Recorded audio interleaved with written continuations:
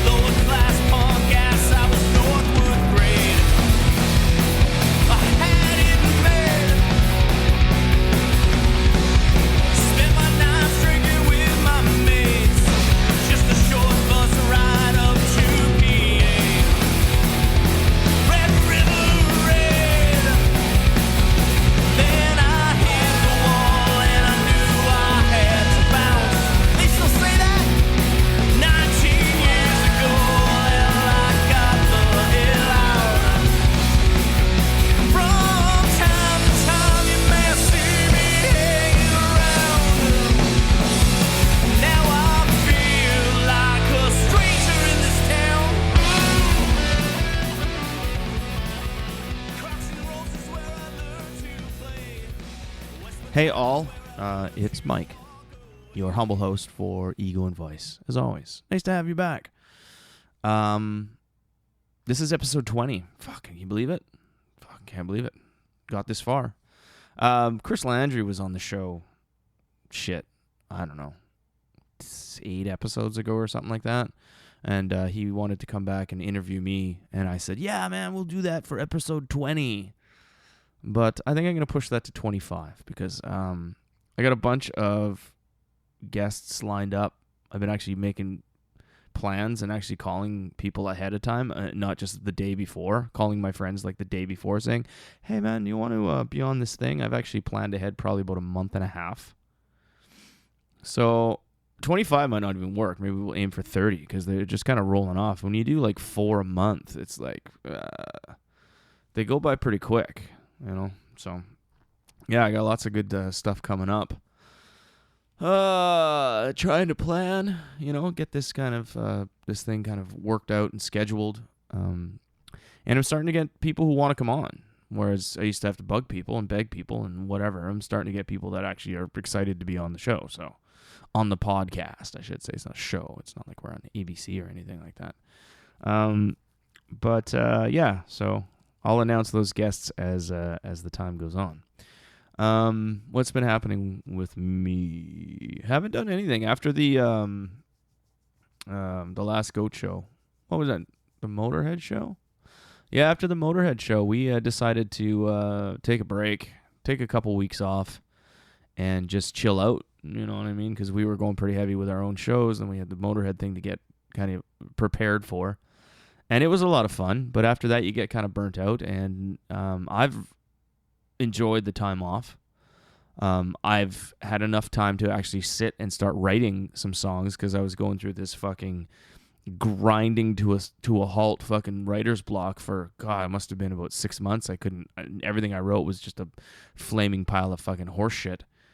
Still might be, but at least the songs are getting done now. Before I'd start writing and I'd get about 10 minutes in, or you know what I mean, just not 10 minutes like a 10-minute song, but you know what I mean, like just start doing it. I'd be like, fuck it, I'm done, don't care.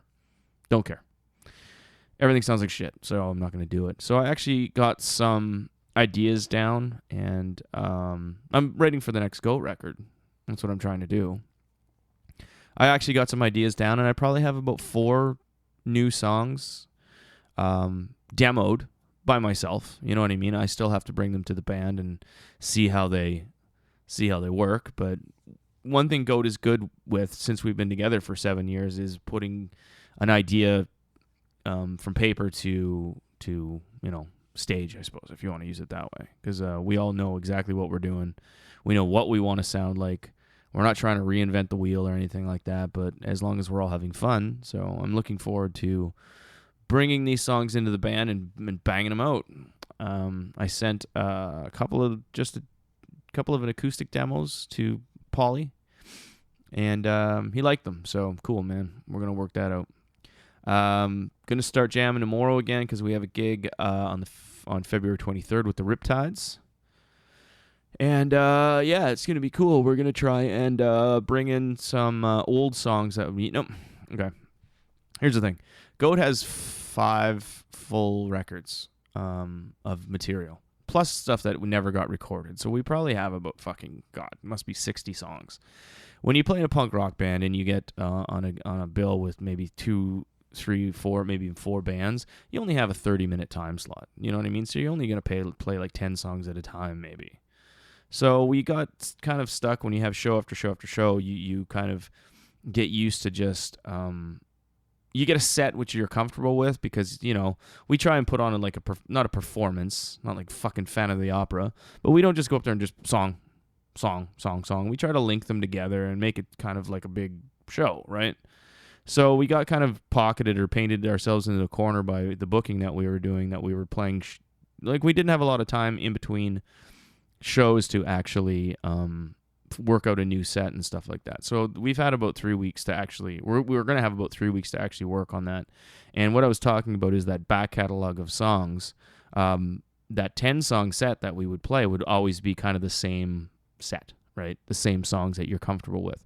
So we're going to go back in the back catalog and pick from the other tons of songs we have and start bringing some of the old stuff back and start mixing up our sets, because for us to have fun too. I think it'll be cool. And I think revisiting a lot of those songs that we haven't probably played live in years will be fun. Or even just to jam them out and see where they go. Maybe we can kind of rework them. It's like the remix. Something like that. Anyway, so I'm looking forward to that. Other than that, that's pretty much all we got on the go. I'm still got some irons in the fire, booking the U.S. tour for May. I've reached out to friends in Chicago and New York, and reached out to bars in Cleveland, Detroit, Boston, and it's all looking pretty cool. So we're planning on doing that maybe, depending on the dates, but for sure after the first week of May. We'll probably be gone for about 8 days if it all works out, if all the scheduling works out, starting in Toronto, ending in Montreal, going through the States that way. So keep your ears peeled, because it's kind of tricky to do, you know what I mean? You can book small tours in Canada where you can play like Kingston and Peterborough and Toronto, because they're all in the same kind of pocket, but you start jumping city to city, especially in the U.S. And I've never played in the U.S. before, so this is all new to us. But it was like a bucket list thing. Like, I've been in a band forever, as long as I can remember, and who knows how long you can do it for, right? So I want to say at least at one point I, of course, toured Canada or did even small tours, but I wanted to go on a tour through the U.S. That was a big goal of mine for 2018. And it is coming around, so it's pretty cool. The planning is tough, but I don't know. I'm looking forward to playing those bars and meeting a lot of different bands and meet some new friends and some new contacts. And who knows? Maybe we'll do it once a year or something like that. Too old to do it twice a year. Anyway, that's pretty much all that's going on with me, I guess. I have a guest in the studio today. His name is Jason Watts. He's one of my really good friends, one of my best friends, and we've played more music together than fucking anybody I know. He might be a tight competition with Mike, the drummer from Goat, but who knows? He's not here yet. He's coming in shortly. So yeah, I'm gonna play a song. Yeah, okay. So I'm gonna play a track from a band called the Deadweights. I've played some of their stuff on Ego and Vice before, but it was probably about 6 months ago or so. So I figure, Plus, I think they're a rad band. So you can get a hold of Deadweights at deadweights.bandcamp.com. This is a song off of their 2017 record. It's called Mountain Arresting. This is a song called Pipe Dreams and Broken Things. As soon as the Deadweights are done, we're coming back in the studio with my good friend Jason Watts.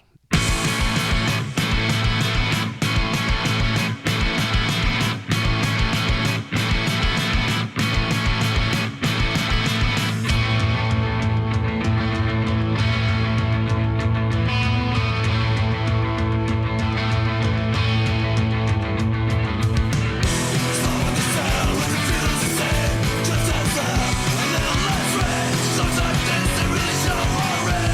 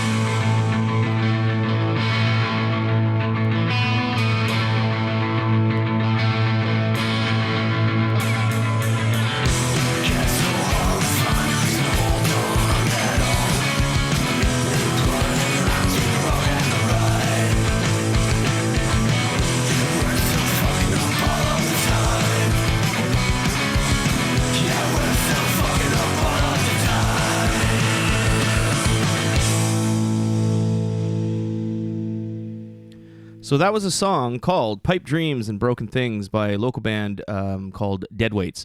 I think that band is rad. I've seen them play live, and they've been on Ego and Vice before, but I figured I'd give them another shout out. That was off a record that they released in 2017 called Mountain Arresting. You can find Deadweights at deadweights.bandcamp.com. Okay, this is episode 20 of Ego and Vice. Like I said a little while ago, I led into this. I have a guest in the studio tonight. He's one of my best friends in the world, one of my oldest friends too. In this stage of my life, he's a local musician. He's a teacher. He's a student. He's a husband. He's a father of 2 dogs, and he is an active member of the Ottawa music scene. His name is Jason Watts. What's going on, Jay? Hey man, how's it going? I'm well. What's going on with you? You got lots on the go. You just played a crazy show with your cover band. Yeah, Bytown Lights. We played over at the beautiful Live on Elgin on Saturday night that just passed. It was a sellout, which was a beautiful thing, but a tough thing to deal with at the same time because with capacity issues and stuff, you unfortunately have to turn away some loving fans and friends and family at the door, and we had a lineup to get in that lasted basically all night long. It's a great problem to have when you do a sellout, but it's also kind of hard at the same time. I know. With my ego, I went there because I wanted to check you guys out, and I'm standing at the door, and I was probably standing at the door for about 2 minutes, and I was like, this is fucking bullshit, man. What am I even doing here? No. We're going to touch on Bytown Lights because I'm curious of how that band kind of got started. Me and Jay have been, like we were touching before, we were touching each other before, but Absolutely. What we were touching on before was how long me and Jay have known each other in Ottawa and how many different projects and bands that we've actually been in. I think, like I said, I've played more music with you in a whole bunch of different projects than I have with anybody in my life. And same goes with me. Yeah, so I think we have a lot of story to tell, or Jay has a lot of story to tell with me sticking my fucking fat face in it once in a while. But let's start at the beginning. All right. You're from Ottawa. Yep, born and raised. And you're a drummer. I am. Did you always want to be a drummer? Like, where did the drumming come from? No, I didn't necessarily always want to be a drummer. I didn't actually start playing drums until the end of high school. Like, I think I graduated high school and then kind of fell into it. Through high school, I was much more into hip-hop because that's what all the cool kids in my eyes were listening to. Yeah, as well. Yeah, and I loved classic hip hop. I was all into DJing. So at the time during high school, I was an aspiring scratch battle DJ. My DJ name was DJ 187. Yeah. Isn't that the cop killer Yeah, code? it's the police code for homicide. That's gangster. I know. I thought it was pretty deep at the time. Yeah. I would DJ at like high school parties and silly things like that. And then, how did it happen? Graduated high school. My interest started to shift. Started hanging out at this place called the Elbow Room on Elgin Street. Doesn't exist anymore, but rubbing elbows with musicians. And then I had rhythm in me, so I went out and bought myself a djembe, which is like a big bongo-looking thing. Sure, yeah. And then started messing around on that, and one thing led to another. Ended up with a drum set, and here we are 20 years later. Cool. So I guess when you bought the drum kit, you brought it home to Craig, your dad, whom I know very well. Yep. And you just set it up and said, this is happening now. This is my thing now. Yeah, so I guess my very first kick at the can as a quote-unquote drummer was a work Christmas party. I worked at this place out in Orleans at the time called Builder's Warehouse, sort of a Home Depot type place. Mm-hmm. And a few of the guys out in the lumberyard were musicians, played guitar, bass, and they were like, oh, we need a drummer. And I'm like, oh, I've been kind of messing around on the bongos. Let me give it a shot. Because there was no other drummers. So they just had to settle. So I went out. Stuck with me. I went out and rented a drum set and put it in my dad's basement, my parents' basement. And we started jamming. And, one of the first songs I learned how to play in front of people. My goodness, what were they? One of them was Wonderful Tonight by Eric Clapton. Another one was Kryptonite. What was that? Three Doors Down. 3 Doors Down, that's right. Yeah. Anyway, there was like 6 songs in the set, and learned those and played them probably quite terribly. Thankfully, there isn't any film of that. Right. And yeah, that was my first kick. Did drumming come easy to you? I think back on playing guitar when I first started, and it was like pulling teeth on like for a long time. And I'm still, like I said, I've used this before, but I've worked 20 years to be this mediocre. You know what I mean? Like, because to me, you're a smooth drummer. You have fluidity. You have knowledge of the kit. Like, did it come naturally, or did you have to work hard for it? Well, I think I naturally had a lot of rhythm in me for unknown reasons. No one in my family's musical, but just from the years of DJing, it just kind of established a good sense of rhythm, and how rhythm worked and how measures were structured. And I don't know, it did come kind of easy to me, but it's not as though the first time I sat behind a kit, I was as good as I am right now. No. I had to work hard, and I sucked for a long time. Until things started getting better, basically just with hours of practice and playing gigs and tanking a bunch of shows. And Sure. yeah. So you have the drum kit. That band that didn't have a drummer got stuck with you for that gig or whatever it was. Yeah, they did. When did you start? Like, actually, when did you form like your first band or join your first band, or what was like your first? Okay, this is my thing now. Like, you know. Prior to joining our first project together, Our Mistake, before that I was just kind of playing with anybody that would let me. So there wasn't anything really serious before Our Mistake came around. There was a bunch of projects. I think I was in like 7 or 8 bands, but none of them were serious. They'd play like one show a year. We'd get together and rehearse some covers, maybe a couple of originals. Actually, before Our Mistake, now that the juices are flowing, there was this thing... Project Gold. Oh yeah. Do you remember that? I do remember that. Project Gold. Yeah. I remember. What was the guy who played saxophone? What was his name? Spaghetti or something? No, that's the bass player for Hell Bros.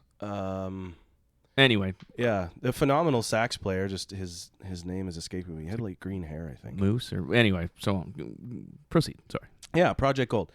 So anyway, I was just hopping from band to band, project to project, and Brian and I, Brian Ruxtall, who Ohio and I both have history with, he was a booker and a prominent member of the Elbow Room family, and then he had the opportunity to open up his own spot, Cafe de Cuff.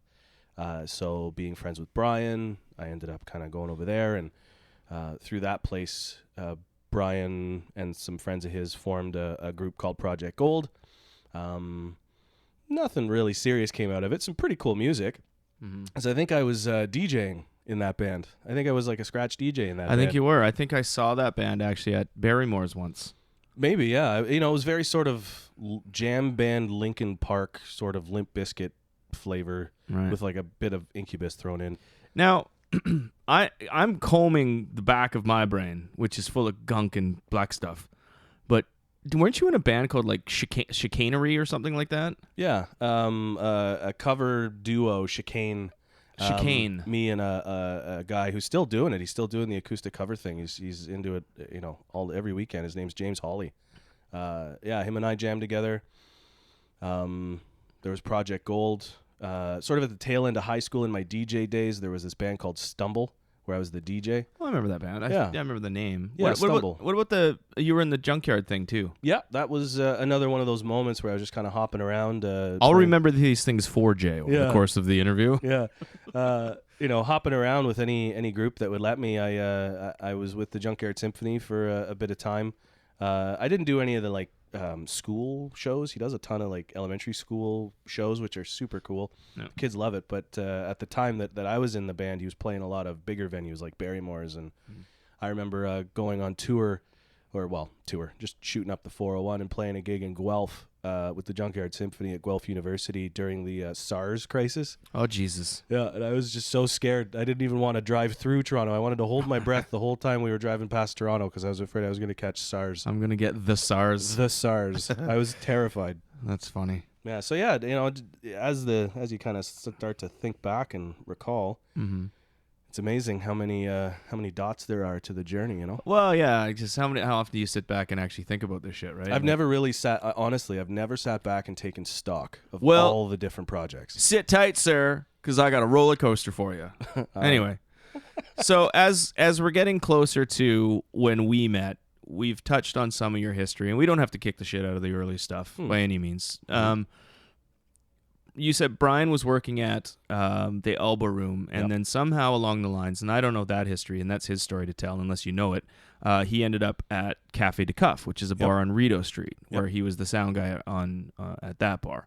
And you were working there too, as part-time sound guy, security, Renaissance man of the venue. Yeah, hosted the Wednesday night open stage as well. That's right. That's cool. And then the way this came together for me is I knew Brian through an ex-girlfriend I had because they grew up together in Rockland. And she had talked to Brian and booked some time for me to come in because I had all these acoustic songs. Because I was in a punk band earlier in Ottawa, and then that broke up, and then I was toiling for a while. I gave up music. I said I'm going to be like a fucking accountant or something. I didn't say that, but it could have happened. And I wrote all these acoustic songs because I always had it in me, and she talked to Brian, and he ended up booking some time, and he recorded me just live off the floor. And that's how I met Brian. And then after I did my second EP, and I'm jumping ahead, just acoustic EP, I came into Brian, Cafe de Cuff on a Friday or Saturday night, and I had met you at this point, but just in passing. Hey, man, what's going on? And I went up to him, and I had a few beers. I'm like, hey, man, I know you're, like, I knew you were in Project Gold. He was in Project Gold. I said, do you want to start like a side project? And he's like, okay. And it's like, I could play guitar, you could play guitar, we use my songs and your songs. And then I was like, well, we need a drummer. And he went, he's a drummer. And he pointed at you. Yep. And that was the kind of birth of Our Mistake. Yep. Yeah. Yeah. Do you remember that time? I do. It was a long time ago, though, man. You know, the fog of time has set in, making things a little bit hazy of how it all came together. But yeah, I remember I would hang out at Cafe de Cuff all the time. It was the hot new spot in town. You know, it was the first time that I had experienced, because I was young then. I was only like 19 years old, basically, when all this was going down. 19, maybe 20. So I was still old. You were.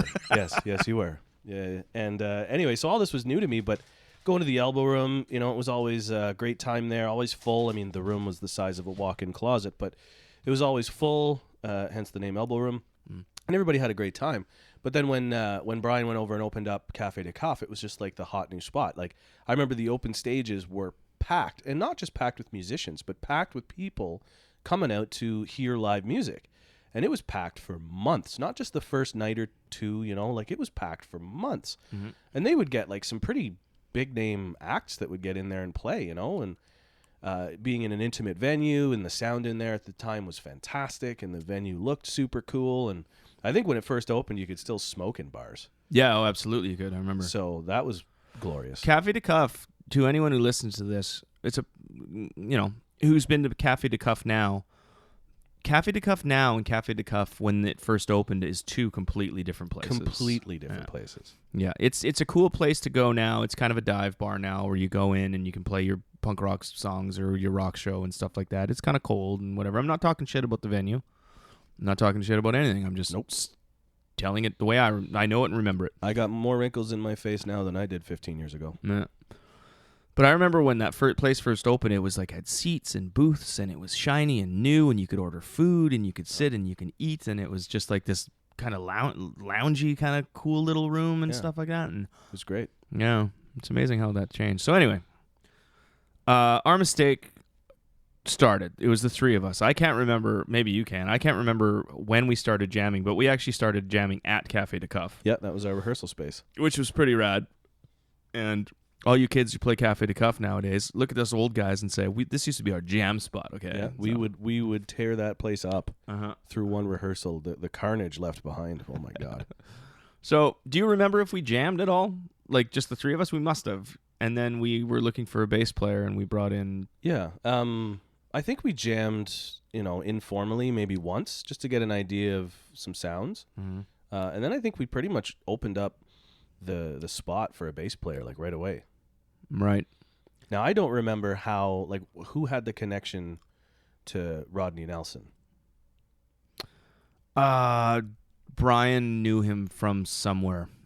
I don't know how or where, but he knew this. I remember it was a conversation, and this is completely probably not completely accurate, but it was like, hey, I know a guy who plays bass who I can talk to, and this is like 2003-ish, so it's not like you'd shoot him a text or whatever. It's like, I don't know, they talked on the phone. Or Yeah, no, it's coming back now, you Okay. know, as the memories come flooding back. Brian and Rodney knew each other from when Brian was a booker.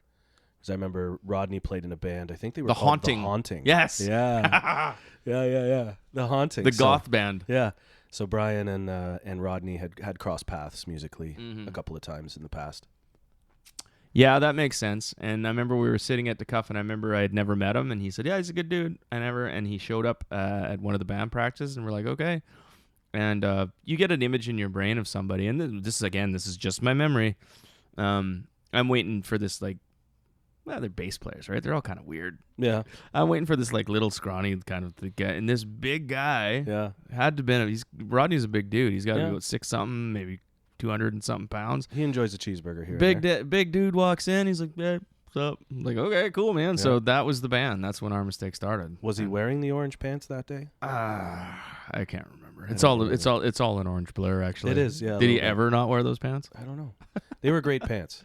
They were very risky, very fashion forward pants. Yeah, well, man, Rodney was who he was. You know, he was just Rodney. So Yeah. anyway, so yeah, we started playing, and I think we got good enough or got confident enough to book a show Yep. at Cafe de Cuff. Yeah. First one was the Cuff. Yeah.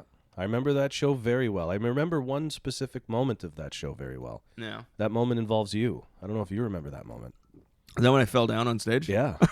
Yeah, it certainly was. Our very first show, I'm like, okay, Mike, keep it cool, man. This is a fucking big deal. Place was packed. It was like sold out. It was just bonkers in there. And I think it was like during the first song, I tried to do the old Billy Joe from Green Day kind of jump, tuck my knees up into my chest, and do that last ring out. Prang!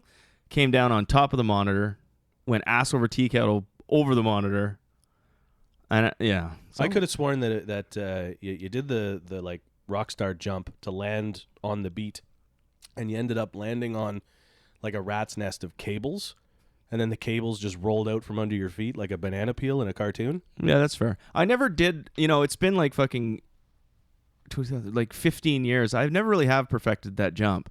And this is super jumping ahead into another story. But remember, it was like 3 months ago at Coast of Targ when Hearts and Minds was playing. Yeah, And I totally missed the cue on the song "Sick." absolutely. And I just jumped, and it was complete silence. Yep. And then it fucking So I never did really perfect that jump. So thank you very much. Yeah, you're welcome. You're welcome. But it's the effort, kids. It is. It's the fucking effort. It looks cool, but you know, it's cooler if it lands on time.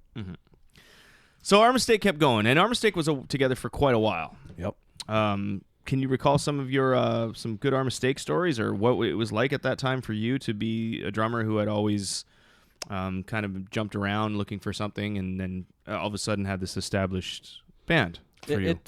It felt really cool to be part of something, especially with like the owner or part owner of a bar, and having that establishment as a place that we could call home, to have that sort of home base as a bar. I thought was really, really cool. I identified a lot with the place, and then the guys in the band. We were always joking around, and our chemistry was great. We really enjoyed each other's company, and we wrote some reasonably decent music. I thought at the time, it was a great time in my life for sure. Stories, goodness, let me think. Well, for me, it was my kind of experience of that era was kind of like, because even though I'd been in bands like since like because I'm old as fuck, like since the mid '90s and shit, then moving from Thunder Bay to Ottawa and being in bands, I didn't know any really thing about what it was like to be in a band. It's like, oh, I got a show at the community center or something like that, and you go play, and then 3 months later you played in a gymnasium, and all of a sudden you're in like a bar. And Brian was very tapped into like the business side of music even back then, right?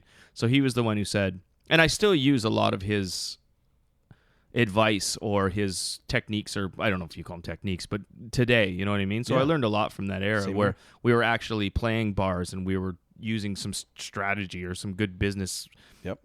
thing to actually try and make the band go places and Yeah, stuff. trying to build a foundation, build a fan base. Mhm. The sort of market rule don't oversaturate your home market or any market for that matter. So you got to space out your shows in certain cities so that you don't fizzle out any buzz that you might get going from your previous show. Right.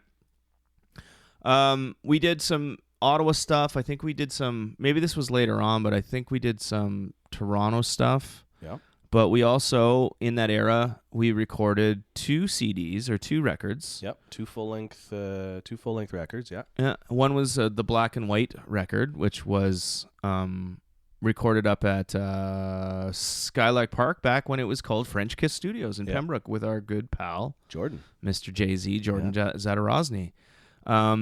Rodney ended up not being in the band after a while, and again, we're not going to get into any crazy details. It's just we're young and stupid, and things came first, and we thought this was the right thing to do, and blah blah blah blah blah. Long story short, and long yada yada yada. The first record or CD that we made was completed. It was basically the 3 of us, and Jordan ended up filling in on the bass on that one. Yeah, and it was cool.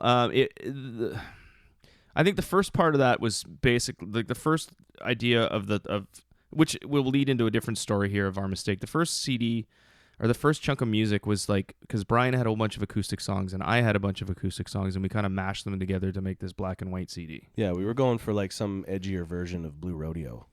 Right. Yeah, there was a lot of like mid-tempo kind of rocky stuff. I think originally in that band I just played acoustic guitar. Yeah. And just having 2 singers that have 2 different voice types, mashing together, sometimes singing just a song by themselves, or sometimes you guys would like share chunks of the song back and forth between you. Yeah, that's for sure. That's exactly what it was. And then I eventually graduated to playing my electric guitar, and that's when we kind of started to take the band in a slightly different direction. Yeah, we started to grow instead of being 2 units coming together, and being sort of, for lack of a better term, a little bit schizophrenic musically. We started to grow into one sort of, And we actually started package. writing songs from scratch. There was nothing old. It was all like, let's do this. Yeah. So it's cool. But before we get into that chapter of our mistake, let's play something off of the Black and White CD record. What would you like to hear? Off the first record, I'd have to say that probably my fondest memory, one of the songs that, like, I remember when you're writing a song with a band, every once in a while you come across a song where, as it's being written, and like once you kind of rip through it for the first time, you get that kind of gut feeling, the goosebumps or the butterflies or whatever. And I remember there was this one track that you wrote when we were first playing it back in the day, and the first time we actually like completed it and played it all the way through. And on that last ring out, the big last ring out of the song, I was like, this song could take us somewhere. This song is pretty incredible. So for me, I would say that song would be Nothing Left to Fear. Oh, cool, man. Thanks for the nice words. No problem. But, I think it's all the drums that make it good. Stroking, my friend. Yeah. So let's listen to that. Let's listen to this song called Nothing Left to Fear, which features Mr. Jay Watts on drums, Mr. fucking Monkey Brain on lead vocals. And this song, I'll just have a little touch on it too, is kind of the way we ended up kind of writing the next one a little bit. It had more of like a swing, more of a heavy groove to it. Yeah. And this was kind of a fun song for me too, because I'd always written 3-chord punk stuff. Yeah. And this was the first one where I was drop D and I was starting to use different kind of techniques. You discovered the stuff. 4th chord.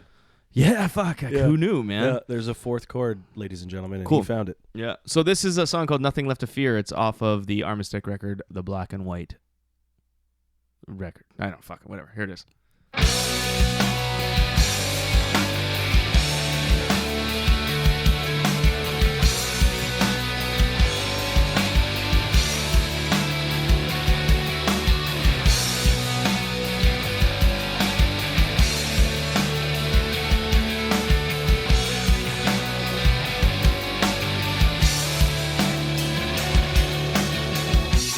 Count the fists that have always knocked me down. Now I'll tell you a tale from the ground. I crawled through shit and came out clean on the other side.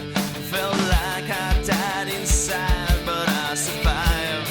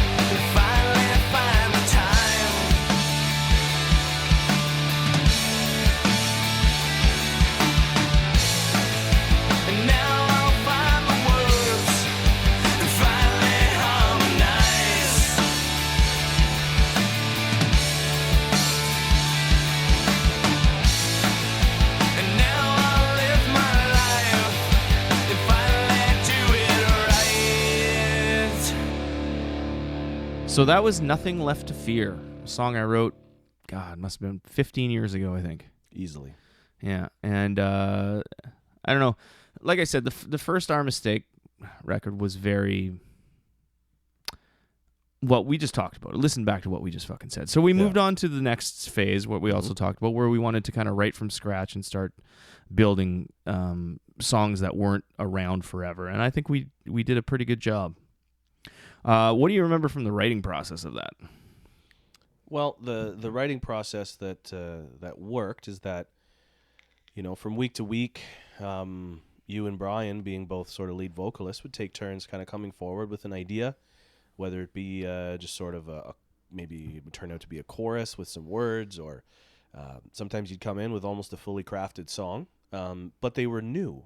They were current. They weren't like reaching back into some volume of a diary from 12 years ago. They were current experiences and inspirations and stuff. And occasionally we would even just end up jamming a riff in the room, and all of a sudden it would start to form into a verse and a chorus, and before you know it, some words and sounds and oohs and ahs are starting to get tossed out, and boom, you got a track. So I mean, we did it every which way. I remember that time period being very, very creative and also very competitive. That was the first time I'd ever written with somebody, but me and Brian never actually wrote together.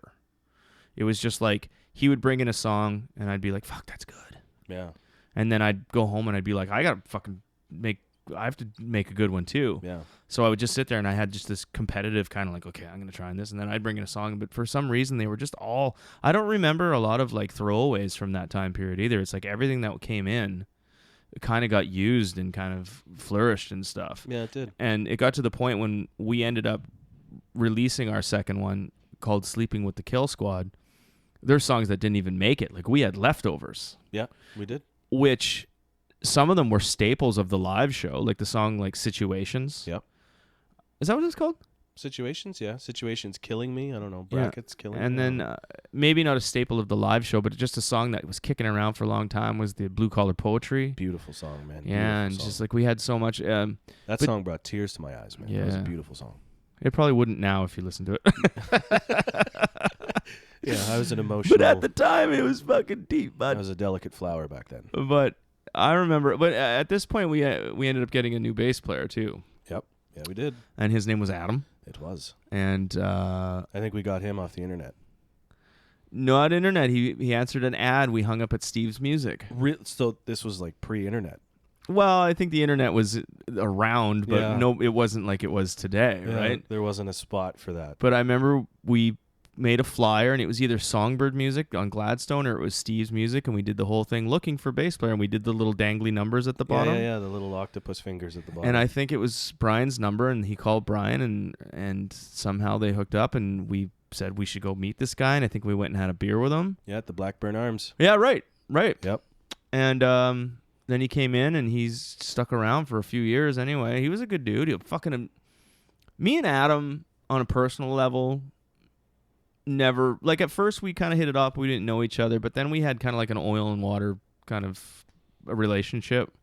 But I'll give this one thing to Adam. He was a great fucking bass player. Amazing bass player. And he had some great ideas, and he had a great ear for what we were doing, and he would just put in parts. I remember being in the studio with Adam. Pardon me. And it's like when you're playing music with people in a basement or in a jam spot, it's like you hear what you hear. Okay. And this is probably the same thing for anybody who's, unless you're a super stickler for every little fucking control freak type of thing. But you'd hear what he's playing. It's like, oh, yeah, it all sounds good. But then you get in the studio and you hear their isolated parts where he's standing in front of you and he's playing his bass thing. And I was like, holy fuck, that's awesome. Is that what you actually do in the song? And then he'd be like, yeah, that's what I do. That's what I've always done. And you're just like, come on. Yeah. And I still listen, whenever I do listen to Sleeping with the Kill Squad, the second Our Mistake record, which is rare. But whenever I do listen to it, the bass just punches out at me like, fuck, that made a huge it almost changed like from the first record to the second record, even though we tried to write differently. Just that groove or that mood or that attitude kind of is why that record sounds that way, I think. Yeah, it became a big part of our sound having Adam. He's a very, this is what I would say, he's a very sort of lyrical bass player. He creates separate melodies on his bass rather than just sort of supporting root notes. He like takes it somewhere and takes his bass playing on a bit of a journey, but a very respectful journey that just you didn't know that it was always supposed to be there, but he just found a way to put in the coolest shit.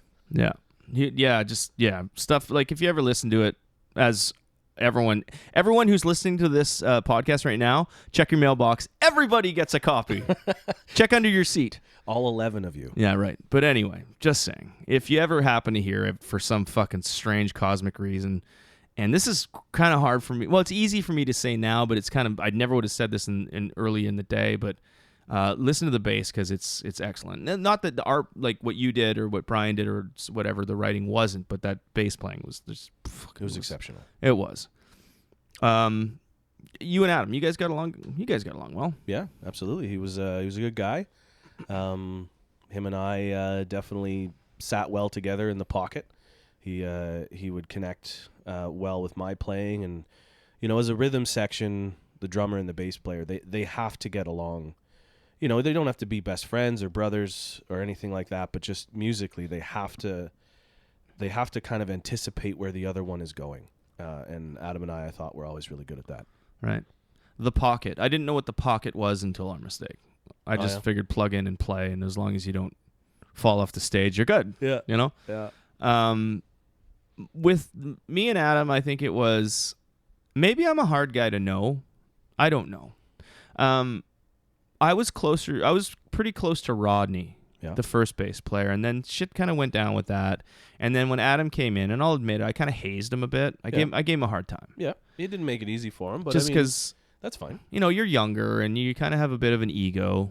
Advice. You have a bit of an ego, and stuff like that, and you're like, okay, this guy's coming into this thing, and we had already put like three years of hard work, and we didn't want him, and we didn't know him, so it's just like, okay, you're coming into this kind of established thing. Like this first show was like at Barrymore's or something like that, which was like, okay, so for some strange fucking immature, egotistical, attitude-y whatever, I just kind of I felt like he needed to earn his place. Yeah, and sure enough, he never presented himself as somebody who felt like he was getting a free ride or anything like that. But if Adam, you're listening, I'm not sorry for any of it. I wouldn't change a thing. I'm just trying to tell my story. Yeah. Or Jay's trying to tell it. This is Jay's episode. Listen to me talk. This is my episode, yeah. Ohio's filling in all my stories. Sorry, dude. That's all right. Go for it. It's your spot. No, it's just, but I think, do you remember Hope? We played Hope. Yeah, man. That was... Hope was my personal first experience at quote unquote making it big, and I'm doing the sort of air quotes. Huge. It was huge. It was huge. Mm-hmm. It was such a big deal, man. To get up there, to be one of the opening bands for Hope was like, in terms of like the Ottawa music scene, it was a big deal, and getting that opportunity is one of the fondest memories that I have from playing, for sure. Sure.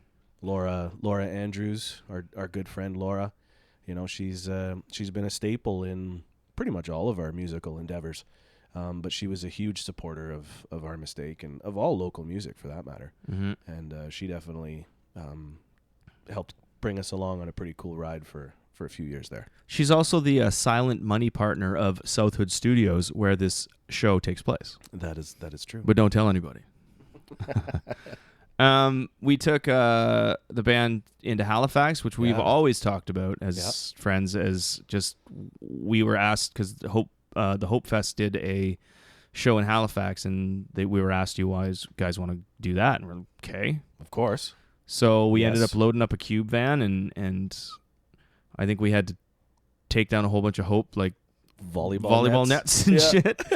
The only reason why they let us play is because we were glorified delivery drivers. Yeah, and but hey, man, rock and roll. We got to do it. And we went down there and we played that show, and all the Hope crew made us feel very welcome. The biggest stage I've ever seen. Yeah, it was a massive stage. It was the biggest stage. Yeah, I think that was your first experience with wireless. Oh yeah, fuck yeah. That was a good so time. silly. That was a good time. Who was I? And He was running laps around the drum riser. The stage was so big, the drum riser was like in the middle of this like giant square 60-foot stage. So there was like room to put a whole other band on the backside of the stage facing the other way. There wasn't. Yeah. But Ohio was just running around doing laps around my drum riser while I'm playing. It was a good time. It was a ton of energy Yeah, it playing was- on Citadel Hill in downtown Halifax. yeah, it was a huge party, and it was late night shenanigans. Yep. And Lots it of was late night shenanigans. Milk crates down the hill, and it was Well, at the time, one story that I have of that is at the time I was working at Cafe de Cuff. And, you're all friends at Cafe de Cuff. I worked there. I was friends with the bartenders. So I would order rounds like of shots, let's say, at Cafe de Cuff for friends of mine when they'd come out and get like a wicked deal. I'd pay cost on the bottles. It was peanuts. And I got a few into me on one of our late night shenanigans. And I remember we were going around in a group of like 15 or 20 people or something, like a bunch of people from Hope and maybe some people we met down there. yeah. And then I decided to be a hero and not thinking that there's financial ramifications. I tell the bartender I want to buy a round of shots. I think they were like B-52s or something What, for the whole bar? for our group. Oh, I see. It's like 20 people.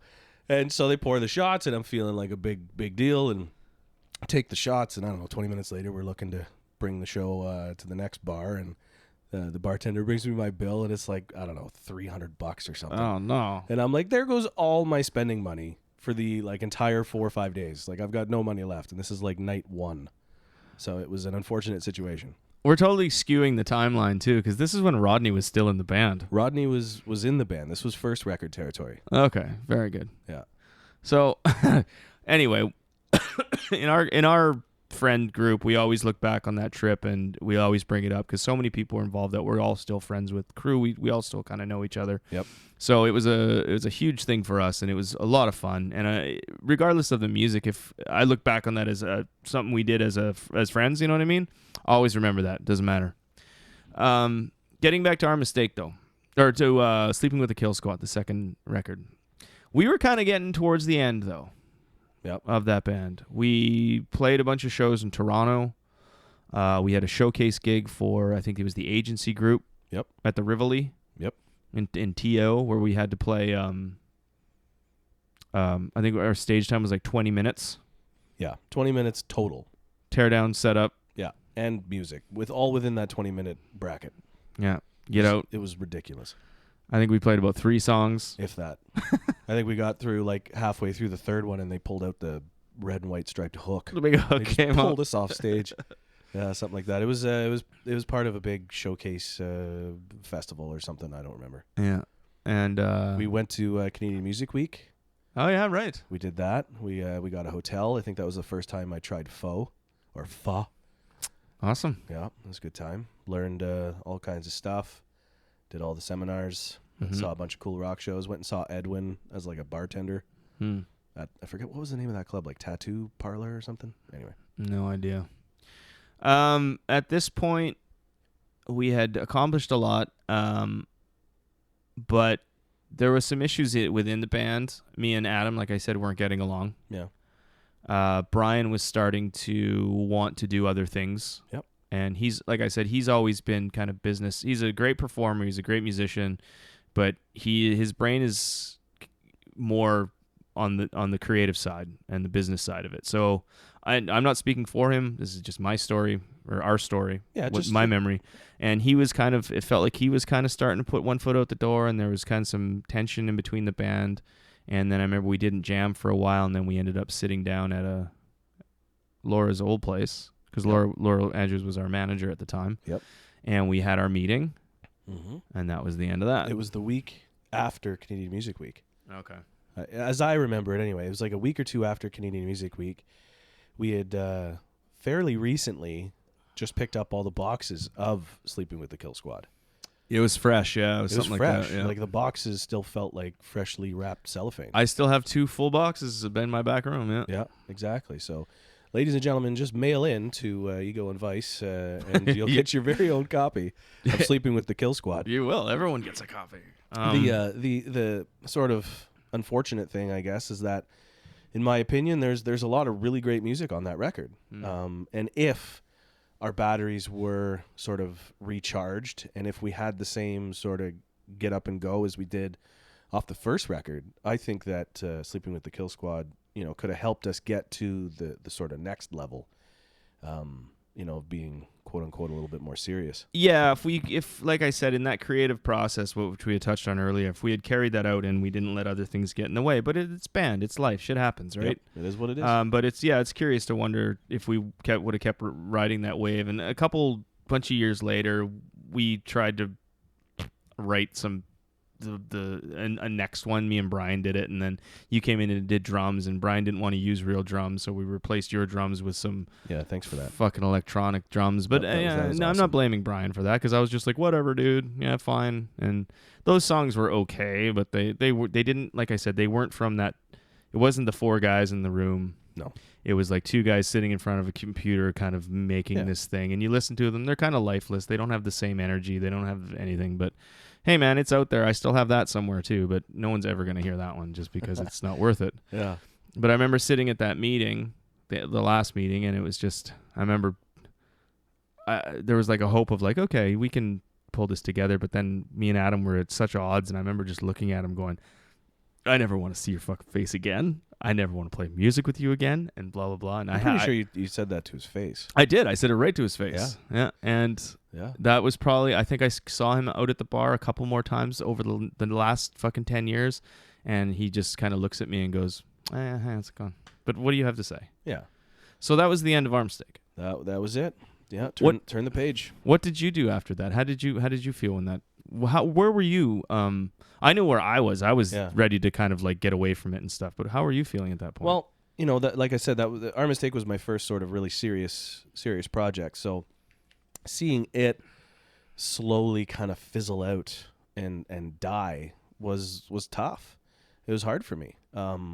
It stopped being fun for a little while, for several months anyway. It was no longer fun to get together and jam. Mm-hmm. There was so much politics and sort of bitterness and tension in the air. It wasn't fun. For me, music is always an escape, and it wasn't fun anymore. So when it finally did sort of extinguish, it was sad, but I saw it coming. The writing was on the wall for a long time. So when it ended, I didn't know what I wanted to do. I didn't have this like grand plan where I was like, I'm going to turn the page and then this is going to happen. Like I had no idea. I think I ended up just kind of taking a break, just like stopping music altogether, just taking a break, trying to let the spark reignite naturally. I didn't want to force anything. So I just, kind of stopped, just sort of secluded myself and chilled out for a bit. Yeah, as one does. I, on the other hand, immediately wanted to jump back into something else, but that's another story. Before we get to that, let's play something off Sleeping with the Kill Squad. All right. All right, let's see here. There's so many great songs, and this is a tough one here. Keep in mind, it's my podcast. Touche. Well, regardless of that, I would say one of the coolest songs off that record. There's many, many cool songs. I don't know if I'm allowed to talk about the one song where a certain namesake kind of comes from, which we won't play because it's very, very long. But let me just touch on that really quick. Yeah. There was a song on Sleeping with the Kill Squad that I wrote. It was called Ego and Vice. Yep. So track 10. It was my attempt at some kind of weird metal thing. I don't know what happened there, but and the great thing was that I had just bought a double kick pedal because those were a big deal, and I was like, I'm going to put in as much double kick pedal on this record as I can. And I did it tastefully, but for some weird reason, it just always ended up working super good on Ohio's tracks. Yeah, well. And I'm pretty sof that one features a little bit of double kick, it does. So that's where Ego and Vice came from. Yeah, but anyway, the song that I want to hear right now is kind of like a word painting song that you did, where it really kind of takes the listener on a bit of a journey. It paints a picture. It's a song called Quarantine. Right. Quarantine. I don't know if you want me to tell kind of what it's about, but I think that song is cool as shit. Well, it's a song about Howard Hughes. Yeah. Yeah. I mean, he's just a amazing, wacky, crazy dude. Very innovative, very groundbreaking guy when it came to aviation, among other things. Rich, eccentric, very, very interesting dude. Very interesting. So this is a song called Quarantine off of Our Mistakes' second record, Sleeping with the Kill Squad. It's about Howard Hughes. The song is called Quarantine.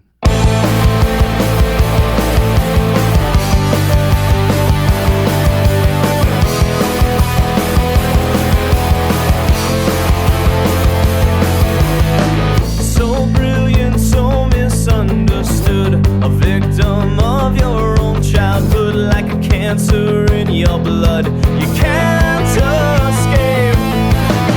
And everything seems so dirty, so unclean, so unsanitary. Scrub your hands until they bleed and watch your sanity go down the drain.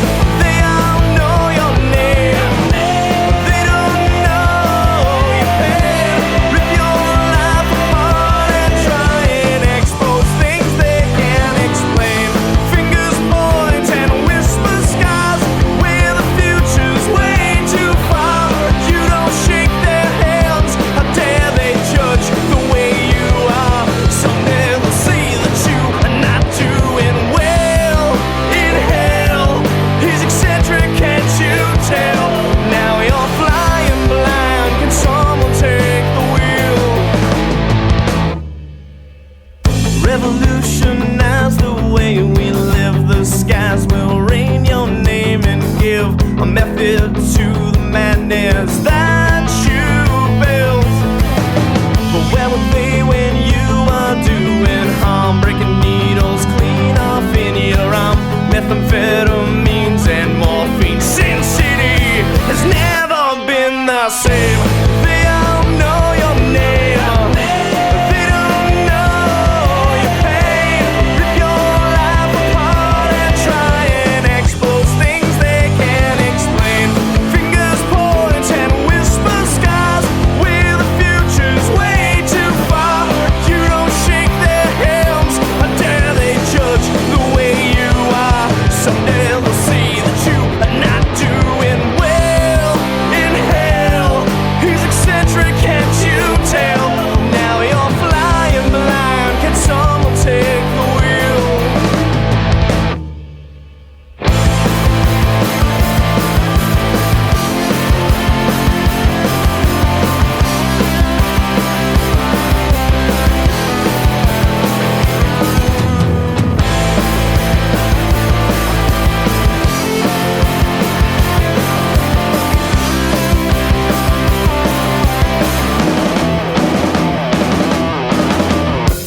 But you showed them all, and you answered when they called. For 60 seconds you were gone. To Howard, where's the money gone?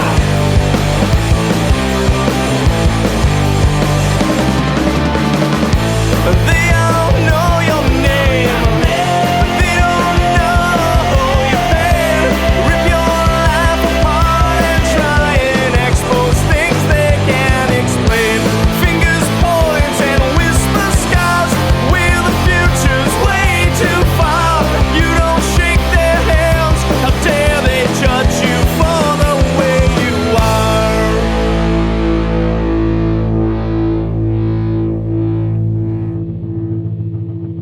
So that was a song called Quarantine off the second Armistake record, Sleeping with the Kill Squad. Jay Watts is in the studio. This is going to be a two-parter just because me and Jay have just kind of started to scratch the surface on his history or our history together. The show is very much dedicated to Jay, but we have a lot of, like I said, we have a lot of history together, so I said I'm going to punch my opinion in here and there. But anyway, part 2 will probably be posted next week at some time, or maybe in the next few days, depending how fast I get to the editing. Stay tuned for that. If you want to get a hold of me, you can contact me at egoandvice@gmail.com. If you want to be on the show, if you want me to play some of your songs on the show, or you even want to come in and sit in at Southwood Studio and we can have a chat, and I can make an episode all about you. You can also check out egoandvice.com. Every podcast is there where you can just listen to them for free. Check it out. Go to Facebook. Give me a like. Give me a share. It helps. And tell your friends. Okay, this has been episode 20 of Ego and Vice with Jay Watts. We'll see you next week for episode 21, part 2. See ya. You've got a real attitude problem, McFly. You're a slacker.